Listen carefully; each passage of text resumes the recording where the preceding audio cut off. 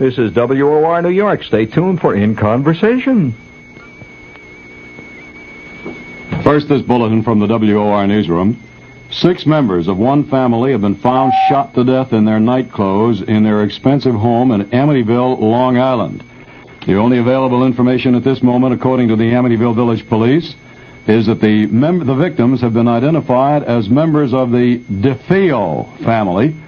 They were found by a 23-year-old son, Ronald DeFeo, who is believed to be the only surviving member of the family. 6 members of the family found shot to death in their home in Amityville, Long Island. We will have further details on the 11 o'clock news. I guess the Amityville Horror really is supposed to be me, because I'm the one that got convicted of killing my family. I'm the one that said did it. I'm the one that's supposed to be possessed. They made a monster out of me. And the public is terrified of me, and they don't want me back on the street. He said the voices made him do it. But the truth was darker than anyone imagined. One man, 6 family members, all murdered while they slept. This isn't just a crime story. It's the nightmare that gave birth to Amityville. Stay with me, because what you're about to hear still haunts America.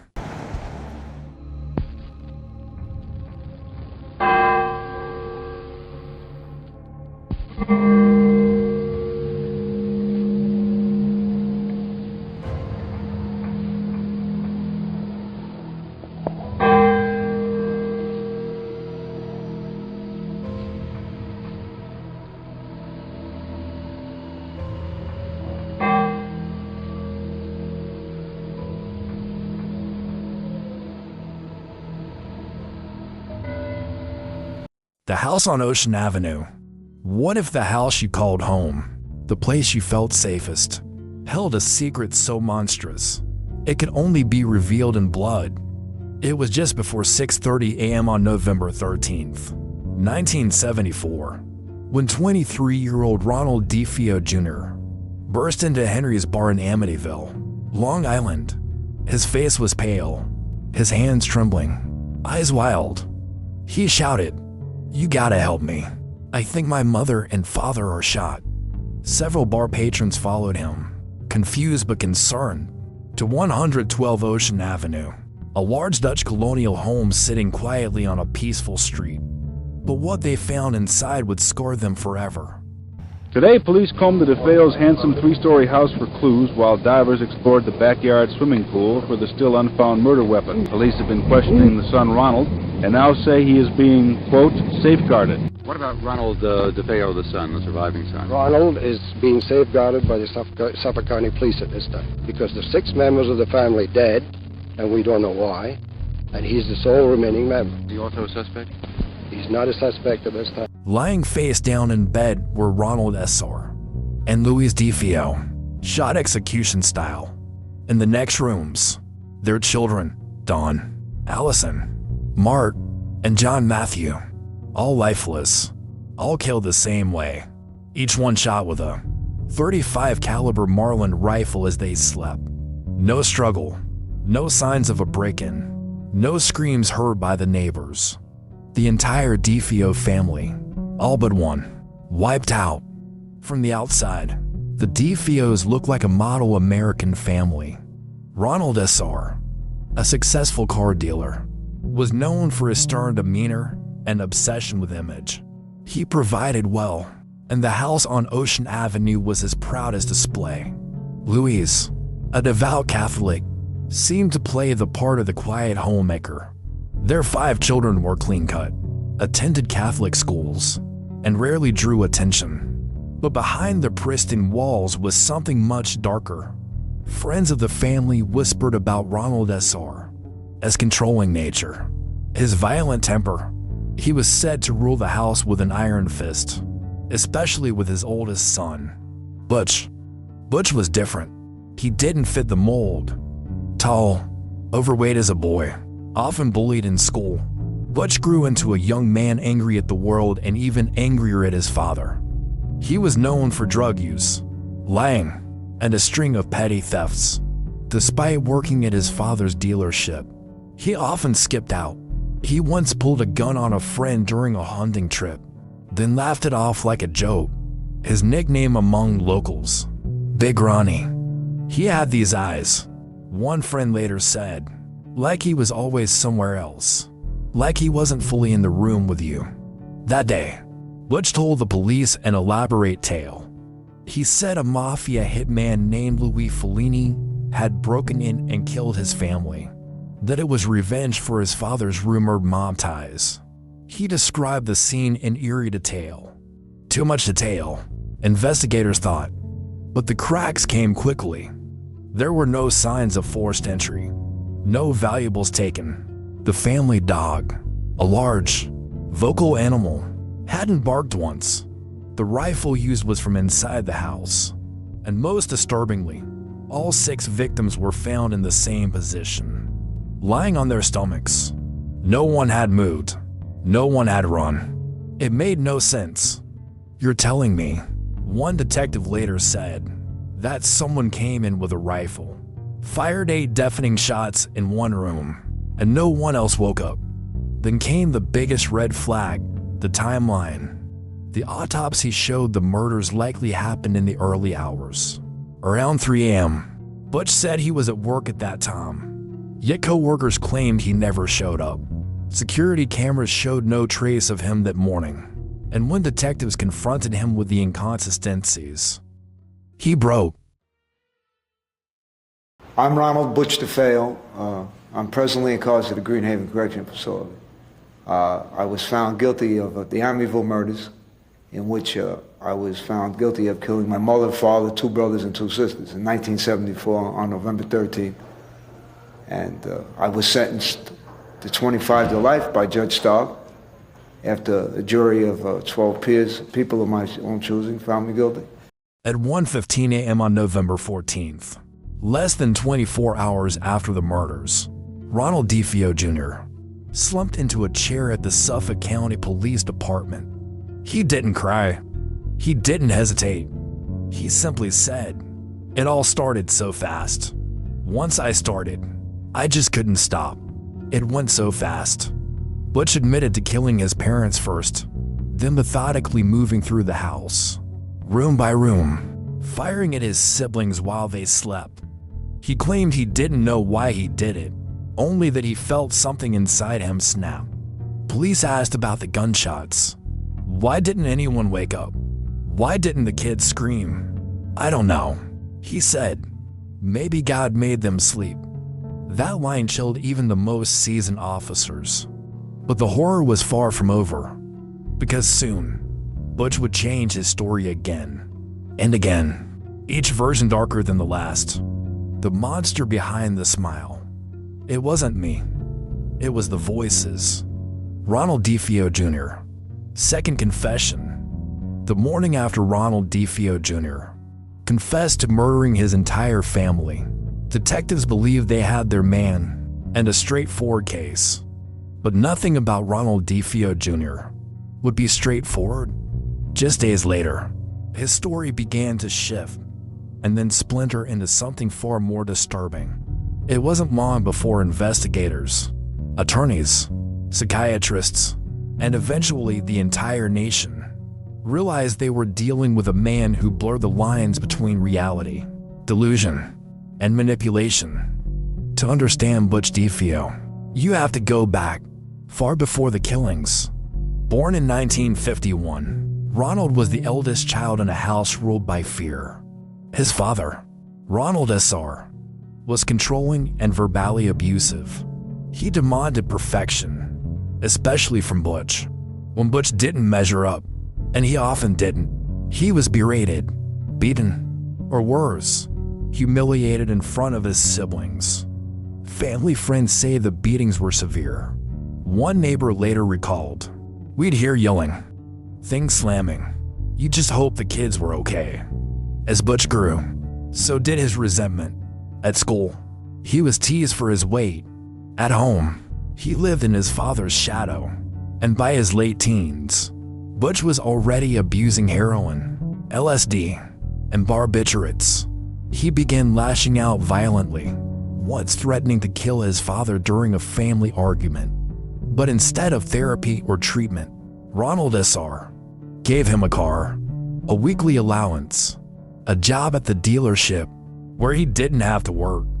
They paid him to stay quiet, a friend said, to not explode. But the fuse was already lit. In his second police interview, Butch made a claim that stunned detectives. He said he didn't commit the murders alone. In fact, he didn't want to commit them at all. There was this voice, he said, in my head. It kept pushing me, telling me I had to do it. According to Butch, the voice wasn't his own. It was otherworldly, cold, commanding, relentless. At first, investigators thought it was a defense strategy. Butch was clearly intelligent, street smart, charismatic when he wanted to be. Was this a calculated move? Or was it something more sinister? New versions, same horror. Over the weeks leading up to trial, Butch changed his stories several times. Version 1. A mysterious hitman entered the house and killed his family. Version 2. Voices in his head made him do it. Possibly demonic, possibly implanted by someone else. Version 3. His sister, Dawn, was the real killer. She murdered the family, and he shot her in a rage. Each version came with just enough detail to make people question, just enough uncertainty to sow doubt. But investigators found holes in every version. If Dawn had killed the family, why were there no gunpowder traces on her hands? Why was Butch the only one with defensive scratches? And the most damning fact, the murder weapon, the Marlin rifle, had no silencer. Yet none of the victims woke up. No one screamed. No one moved. It was as if they were paralyzed or drugged. Toxicology reports came back negative. No sedatives, no alcohol, just pure clinical execution. Well, the day before the murders, I was doing my regular. I always, every day I got high. I used heroin. I was using a lot of heroin back then. I was drinking too excessively, scotch on the rocks. Through his white label it was, you know. At trial, Butch's defense team attempted an insanity plea. They claimed he was possessed, mentally unfit, and suffered from a dissociative break. Psychiatrist Dr. Daniel Schwartz testified, Mr. DeFeo was in a state of paranoid psychosis. He heard voices. He believed his family was plotting against him. But the prosecution brought in their own expert, Dr. Harold Zolan. He has antisocial personality disorder. Zolan stated bluntly, he knew what he was doing. He simply didn't care. The courtroom was divided. Some jurors looked at Butch and saw a broken man, neglected, abused, poisoned by drugs and trauma. Others saw something else entirely, a manipulator, a killer with no remorse, a liar hiding behind madness. Perhaps the most haunting moment of the trial came when prosecutors played Butch's tape confession. I couldn't stop. It was like time folded in on itself. I just kept shooting. They just kept lying there. I thought maybe they'd get back up. Gasps filled the courtroom. Butch didn't cry. He didn't flinch. He just smirked. That smirk, cold, smug, would later become an iconic image of the Amityville case. It was the face of a man who had destroyed his entire family and didn't seem sorry. But just when the jury thought they understood the depths of Ronald DeFeo's evil, he dropped one final bombshell. You think I killed them alone? I didn't. There were others. You'll never find them. He never named names, never explained. And to this day, no one knows if it was a lie or a truth buried beneath 100 others. Echoes in the house. I've been in plenty of homes where bad things happened, but this one felt different. Like it breathed with you. Former Amityville police officer, speaking anonymously in 1975. The verdict came swiftly. On November 21st, 1975, nearly a year after the murders, Ronald DeFeo Jr. was convicted of 6 counts of second-degree murder. The jury deliberated for just over 7 hours. They rejected the insanity plea. Butch was sentenced to 6 consecutive life terms, 25 years to life for each family member he slaughtered. The court had done its job. The town of Amityville tried to move on. Well, at first, just moving into the house was fine. It's a lovely house. Yeah. And we enjoyed moving in. Within a week, Kathy's hand had been touched by something that we discussed and couldn't explain. It was just something unseen. Okay. We also had hordes of flies that would appear within 2 rooms. And no matter how many times we would kill them, they would reappear. All right, now flies can be a real problem in this part of the country in the summer, Sure. in any house, you know. But if you have 2 or 3 or 4 within one room, that could be commonplace. And it But was when the you're winter. talking over 100, Oh, this was the winter. yes, And you're talking about how many? over 100 flies Over 100 at flies. one time. And then you'd go around and kill them. They'd be lying on the floor. You'd come back an hour later and they would be there, more of them. Okay. There's We something had- about green slime. What was that? On the wall in the movie, this green slime comes out of the walls? As the movie did it, not exactly, no. Yeah. It was more of a gelatin kind of substance that we thought the children had somehow mixed something up and spilled it around the house. The next time it happened, the kids were at school, and there was just no way to explain how it got there. But the house at 112 Ocean Avenue refused to let them. It sat silent for 13 months. 6 people had died inside, all in the same night. The furniture remained. The wallpaper still clung to the walls.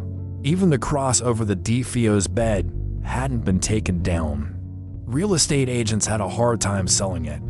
There were whispers, rumors, a heaviness that clung to the place. Some who entered the house complained of headaches, strange dreams, or a sudden drop in temperature. Still, in December of 1975, just a month after the verdict, a new family moved in. George and Kathy Lutz, newly married, were looking for a fresh start with their 3 children. They knew the house's history, but the price was irresistible, $80. Zero for a 3-story, 5-bedroom colonial on the river. They believed they could handle the past. They were wrong. The Lutzes lasted only 28 days. What happened during those for weeks remains one of the most infamous and contested paranormal accounts in American history. It began with small things, strange cold spots, doors creaking open, shadows where there should be none. Then came the smells, sulfur, decay, something rotting beneath the floorboards. The family dog refused to go near the basement. George began waking every night at 3:15 a.m., the exact time Ronald DeFeo had committed the murders. He grew distant, agitated, obsessed with the fireplace. He said he felt watched, possessed, even. Kathy claimed to have levitated off the bed. The children spoke of an imaginary red-eyed pig named Jody who appeared in their windows. Crosses on the walls were turned upside down. A black, sticky substance oozed from keyholes. A priest who came to bless the house reportedly fled mid-ritual, shouting, "Get out," claiming a voice had screamed it at him. By the 4th week, the Lutz family fled the house in the middle of the night. They left all their belongings behind. They never returned. News of the haunted house spread quickly. Television crews swarmed Ocean Avenue. Tabloids declared it the most haunted home in America. Paranormal investigators Ed and Lorraine Warren were called in. Lorraine, a psychic medium, later said, "This house was the closest to pure evil I've ever encountered." But skeptics pushed back hard. They accused the Lutz family of fabricating the events for a book deal, which they signed with author Jay Anson, leading to the best-selling book The Amityville Horror and the 1979 movie of the same name. Critics noted inconsistencies in the Lutz's stories. The priest who supposedly fled the blessing, he later denied parts of their account. Even Butch DeFeo, from prison, chimed in, "Them ghosts didn't kill my family. I did." Still, others believe something lingered. Whether it was guilt, trauma, or true evil, the Amityville house had a grip on people. It wasn't just about spirits anymore. The house became haunted by fame, exploitation, a spectacle. It drew ghost hunters, cultists, even tourists who took photos at night and dared each other to knock on the front door.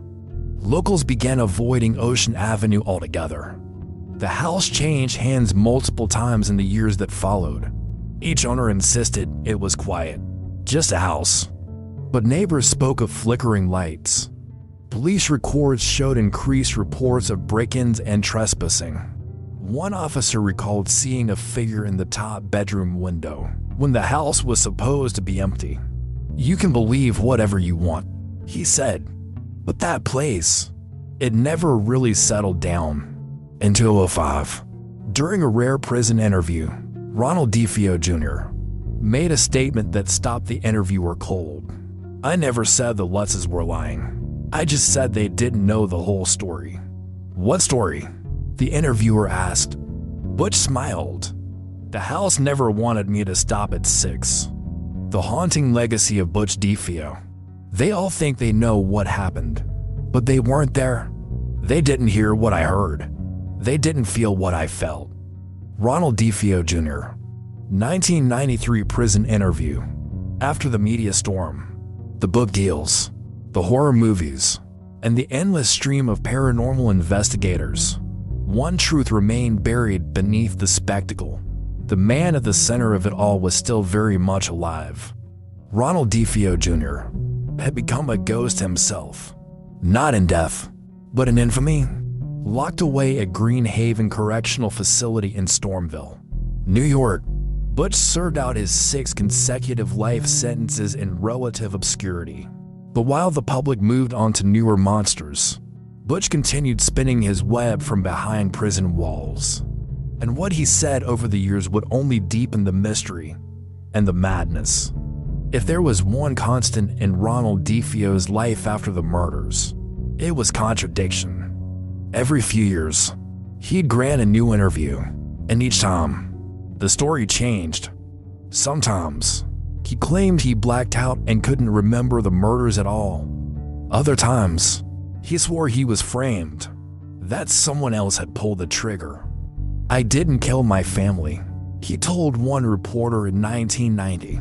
"They were already dead when I got there." Then he'd reverse again. In 2000, during a jailhouse phone call, Butch said, "I killed them, but not all of them. Dawn killed the kids. I killed her in self-defense." He even filed appeals based on this new version, saying his sister, 18-year-old Dawn, had been the mastermind and that the real truth had been buried to protect the DeFeo name. But the evidence didn't support it. The ballistics, the trajectories, the blood spatter, all pointed to a single shooter moving methodically through the house. Prosecutors said it was just another game, another manipulation from a man who couldn't stop reinventing himself. But some people weren't so sure. In 2012, a filmmaker named Rick Osuna released a documentary, Shattered Hopes, based on a series of letters and interviews with Butch. Osuna claimed Butch had finally told the real truth. According to the film, Ronald didn't act alone. Dawn and at least 2 friends helped commit the murders in a drug-fueled rage against their parents. A fight broke out. Chaos unfolded. The kids were killed in the panic. Butch only shot Dawn afterward, in retaliation. It was a wild, almost unbelievable version of events, but it found believers, especially one woman, Nissa Burkhalter. In 2012, Burkhalter married Ronald DeFeo Jr. while he was incarcerated. She told a local reporter, "Ronald's story has never been fully heard. He's not a monster. He's a man who was broken long before that night." Their marriage didn't last. They divorced a few years later, but the mystery clung to her words. What was it that she believed so strongly? And more importantly, why? In late 2020, an independent journalist secured what would become Ronald DeFeo Jr.'s last interview. By now, Butch looked gaunt, his once youthful face now sunken, his eyes tired. But there was something else too, a strange calm. as if he'd made peace with his past or buried it so deep that it no longer mattered. The interviewer asked him bluntly, "Why did you kill your family?" Butch was silent for a long time. Then he said, "I didn't know it was going to happen, but something came over me. I felt like I was outside myself, like I wasn't holding the gun. Something else was." The journalist pressed, "What was it? Drugs? Rage? A mental break?" "No," Butch whispered. "It was the house." "Are you saying the house made you do it?" Butch didn't answer. Instead, he leaned forward and said, "You ever wake up and feel like your skin doesn't fit? Like something else is wearing you?" The room fell cold. 2 months later, on March 12th, 2021, Ronald DeFeo Jr.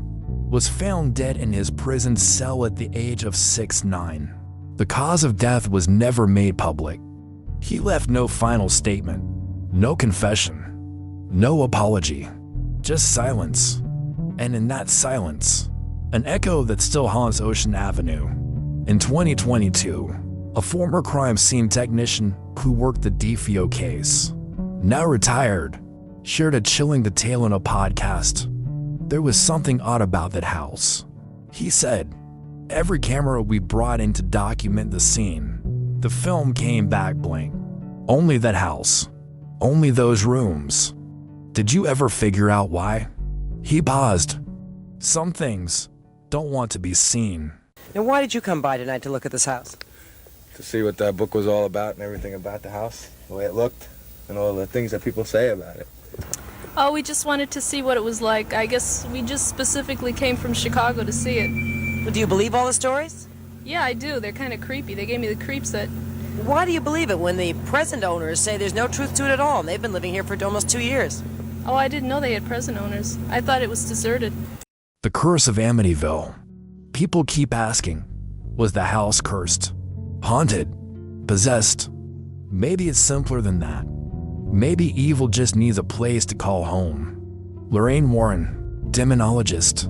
After Ronald DeFeo Jr.'s conviction and the Lutz family's nightmarish 28-day stay, the house at 112 Ocean Avenue became something else entirely.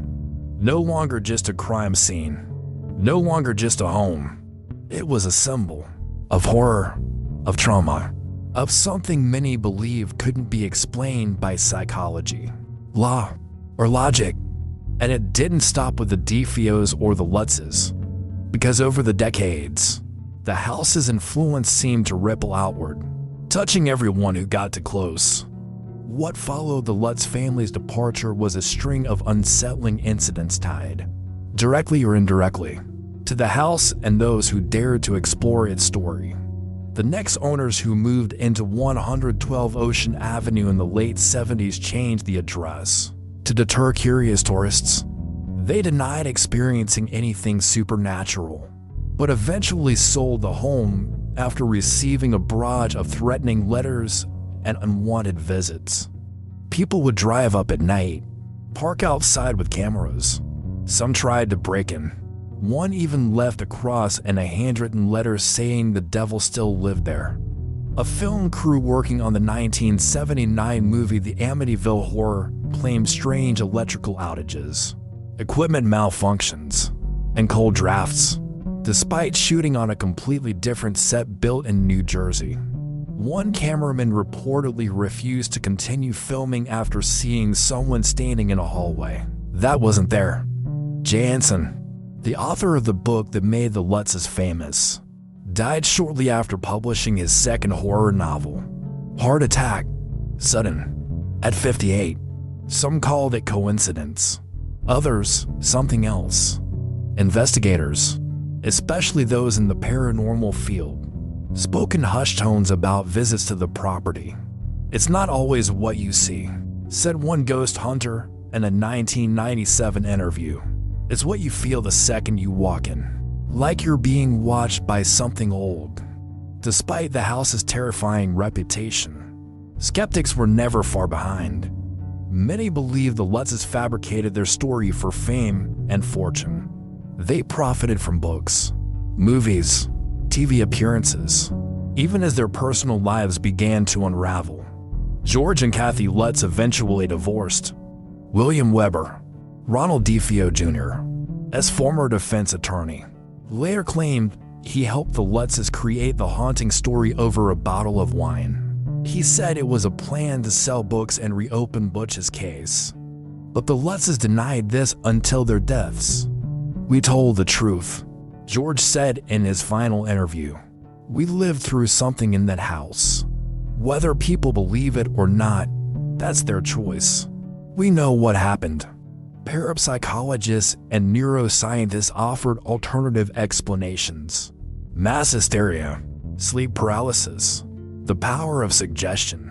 Some even blamed high EMF electromagnetic field levels in the house, known to cause feelings of paranoia and hallucination. But none of these theories explained one thing: why this house? Why this family? Why this evil? Over time, the Amityville curse bled into pop culture. There were sequels, remakes, spin-offs, more than a dozen films bearing the Amityville name, even if they had no actual connection to the real case. But more disturbingly, real-life crimes began borrowing its legend. In 1986, a teenager in New Jersey murdered his parents and claimed the Amityville demon told him to do it. In 2006, in Wisconsin, a man broke into a home, citing the spirit of DeFeo as his guide. These weren't coincidences.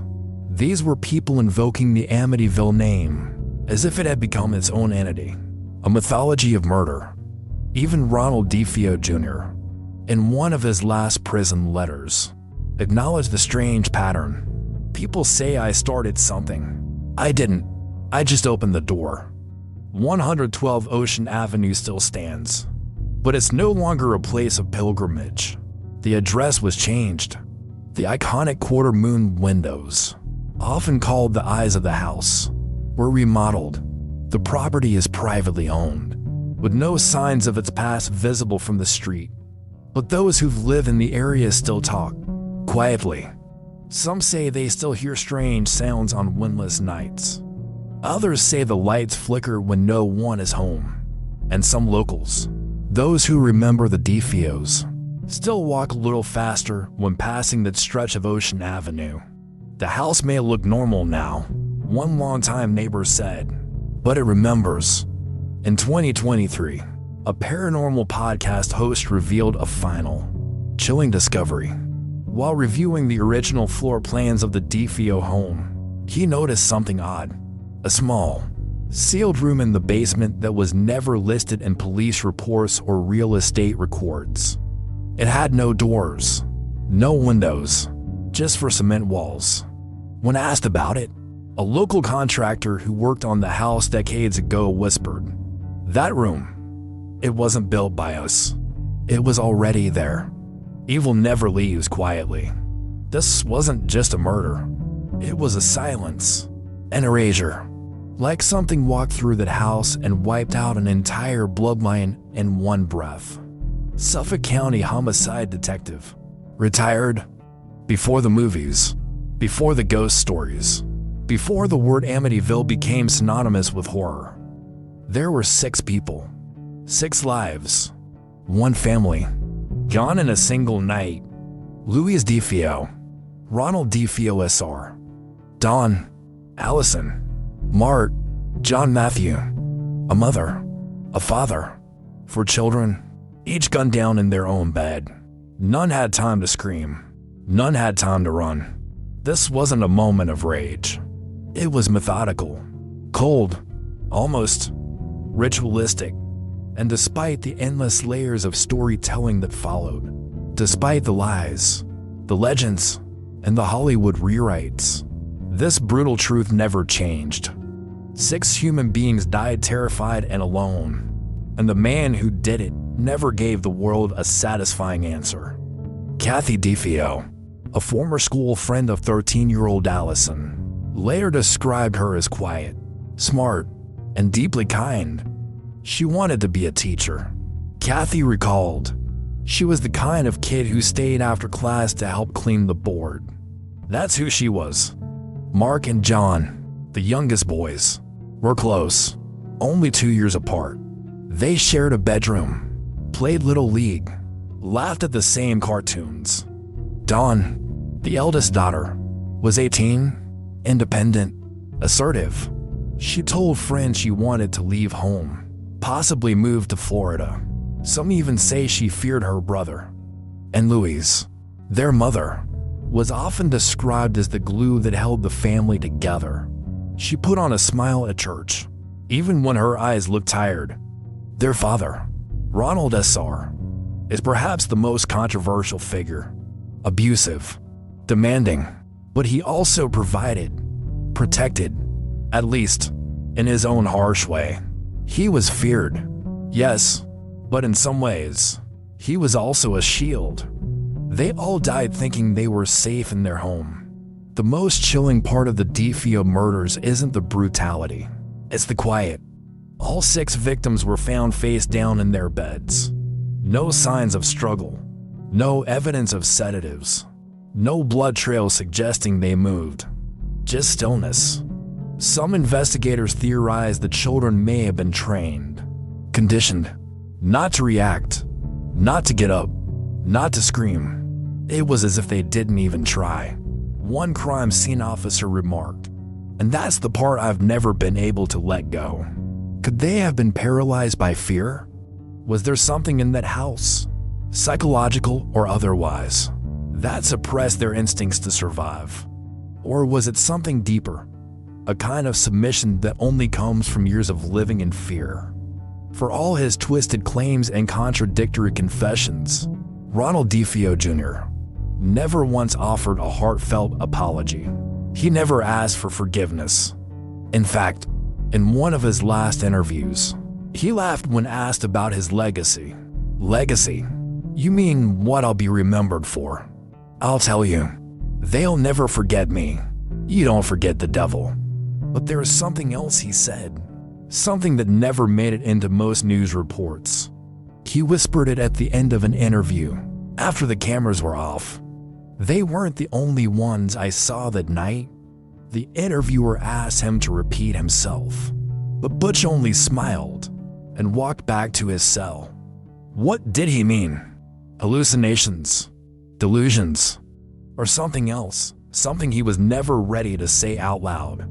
Justice, or just the beginning? Was justice served? Yes, in the legal sense. A man murdered 6 people and was sentenced to life in prison. The system worked. But in the emotional sense, in the moral sense, ask the families, the friends, the community. They still don't understand why. Why didn't the kids scream? Why did Dawn have powder burns on her nightgown, suggesting she may have been awake? Why did Butch say the house made him do it? The Amityville case closed long ago in court. But in the minds of those who followed it, who lived it, it never really ended. The house today, a final glimpse. As of 2024, the house at 112 Ocean Avenue still stands, repainted, renovated, renamed, its iconic quarter-moon windows replaced, its number changed, but under the new wood panels and polished lawn, the foundation remains the same. Real estate agents call it a gorgeous riverfront property, but no matter how they dress it up, people still know. They still slow down when they pass by. Some say if you drive past at exactly 3:15 a.m., you'll see the upstairs bedroom light flicker on. Just once, before going dark again. The Amityville murders weren't just a tragedy. They became a prism, a mirror, reflecting everything we fear. Family dysfunction, mental illness, unseen trauma, and the possibility that evil might not be a ghost, but something all too human. Or worse, something waiting for a crack in the wall, a weakness in the mind, a moment when the house breathes in.